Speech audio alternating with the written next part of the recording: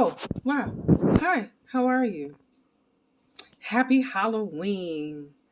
Hope you are enjoying yourself. I hope you woke up with a song in your heart, ready to go, ready to pass out candy, ready to get candy, whether you are ready to be naughty, ready to party, whatever your thing is. There's a lot going on this day. Maybe you're at the movies. Maybe you're watching one of the many like Saw X or Exorcist a Believer, or maybe you're having a flashback. I know where I'm at, Halloween got re-released, which that's always fun. Last year we actually went to go see Halloween on Halloween.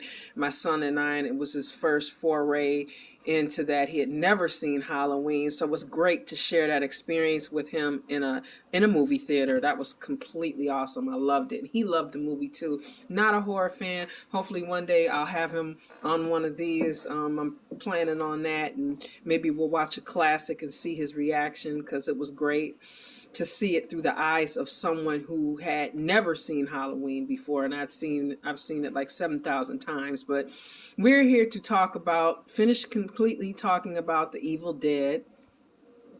We were talking about the new one, Evil Dead Rise, and we were talking about how the newer films were a little bit more serious. Well, actually, a lot more serious than the Ash ones. Like, they really amp up, and there's a lot of the characters have a lot of emotional issues. There's a lot. They both come in with a lot of tension. In 2013's Evil Dead, we talked about how Mia and David, had all that going on. Mia was detoxing. Their mother had passed away.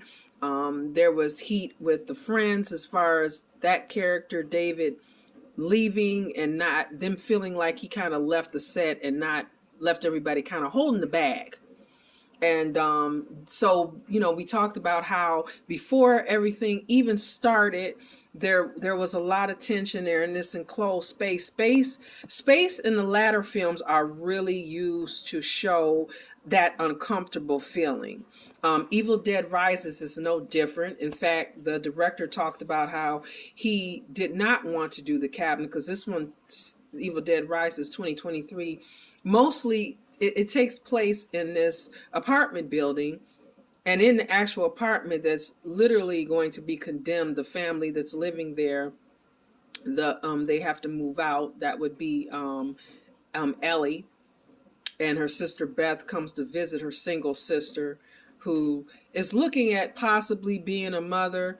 And Ellie, of course, already has children. She's got 3 children, but the husband apparently is out of the picture. He left. So then there's like a lot of drama in there, and the director decided he wanted to set it in an apartment because he felt like, well, some people have never been to cabins, or it's not something that maybe they want to do, and they can't really emphasize with and put themselves in that place. But everybody's had a home, whether you lived in an apartment, a condo, whatever, a house. We've all had a home, at some point.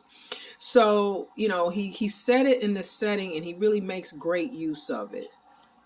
It's very, very, shall we say, confined. All the action in this, and it's dark. It's very dark. When the film opens, we get this scene of they're actually at a cabin at a lake, and things completely go awry. There's 2 friends, a girl and actually 3. There's a girl, her boyfriend, and her friend. And the girl, well, like I said, let me stop myself. We're trying not to do too many spoilers, because we find out later how she got possessed, but at this point we don't know. And so we get this really creepy scene where it starts out, they're at the lake, he's got a drone, he's flying it around, he irritates the friend goes in the house, she picks up a book, she picks up Emily Bronte's Wuthering Heights, which I thought was a great great book to read. In fact, I think I have that one. Do I have that one? Yep, sure do. Charlotte, sorry, Have to correct myself. It's Charlotte, not Emily. But she picks that up and she's reading it. And as she's reading it, the friend starts reading passages out of the book. So she's literally sitting in the chair. Her girlfriend is like sitting on the bed and she's reading and she can't see. So we get just like we got Cheryl calling the cards out in the Ash Evil Dead 2, Evil Dead, sorry, the first one. We get her this creepy scene where she's reading and she can see. And so things go awry. One of my favorite words. And we flash forward to these sisters. Like I said, these sisters who have this heat. And there's a earthquake, and one of the kids finds the Necronomicon. And as always decides to read it. Well, actually she listens to a tape. I have to correct myself there. And so that is where this evil gets unleashed here. And we get some great scenes in this movie. There's some great lines. There's a Bruce Campbell cameo. We don't see him, but we hear his voice on the actual tape. He is one of the priests warning against, them reading, examining the Necronomicon, the Book of the Dead. And so we do get to hear Bruce's voice. So that was kind of cool. But there's not too many people left in this apartment because, as I said, it's going to be condemned. So we have this family. There's a couple kids. We don't see their mother. There's an older guy and a younger guy. And like I said, we get some really, really, really creepy scenes in this film. Alyssa Sutherland, who plays Ellie, is awesome. If you watch Vikings, you know her as Aslog on Vikings, Ragnar's other wife, not Lagertha. And she was so good in that. And she's really good in this movie. When she's possessed, when she has to go from being possessed, and then when her personality comes out and she's saying, "Don't let it get my babies." She's such a great actress. And all the kids in this movie are great. There's really great chemistry with these people. And there's this really, really creepy scene. There's some really great lines where when she gets possessed, she dies, they have to kill her, she kind of comes back to life, and they're like, "Mommy," and she's like, "Mommy sleeps with the maggots now." And then there's another great scene where she's like, "Who wants to run next? Eeny, meeny, miny, mo." I mean, it's so creepy. It kind of reminded me, like, in place of Ash's like funny, sarcastic, biting one-liners, we get this really, really, really creepiness. This creepiness level is like 1 to 10 in this film. One of the daughters, when she gets possessed, she has this line where she's like, she's cutting herself, and she's like, "I have to get the creepy crawlies out of my tummy. I don't like anything in my tummy. Do you, Auntie Beth?" And it's so creepy the way she says it. I mean, the characters, you really care about these characters a lot in these two films. You really root for them, I think. I really like that. Where with the Ash ones, Ash is kind of, I would say, the most defined character in those. Where in these, we kind of get everybody is kind of fleshed out. And like, again, in any Evil Dead film, like I said, it gets crazy. The violence is more amped up. These are more serious. So if you come into these and you're looking for a little bit of the lightheartedness, slapstick stuff, you're going to be disappointed because it's not there. It's not here. That's not what's going on. It's a different party, but it is an awesome party. And and the fact that, again, we have a lot of attention to detail, very loyal to the mythology, and it's like I said, it's just a different vibe. So depending on what you like, you may like these better, you may like the older ones better. They have said this world is not done. There were rumors of Jane Levy's character Mia teaming up with Ash, which I really hope happens. That's from the 2013 one, not from this one, but I really hope that happens. And I wouldn't mind seeing the little girl back in this one, and Auntie Beth. I thought that their chemistry was great. They have this monster-like creature they have to fight in the end. It's kind of like a combo of the other characters, and I thought that was great.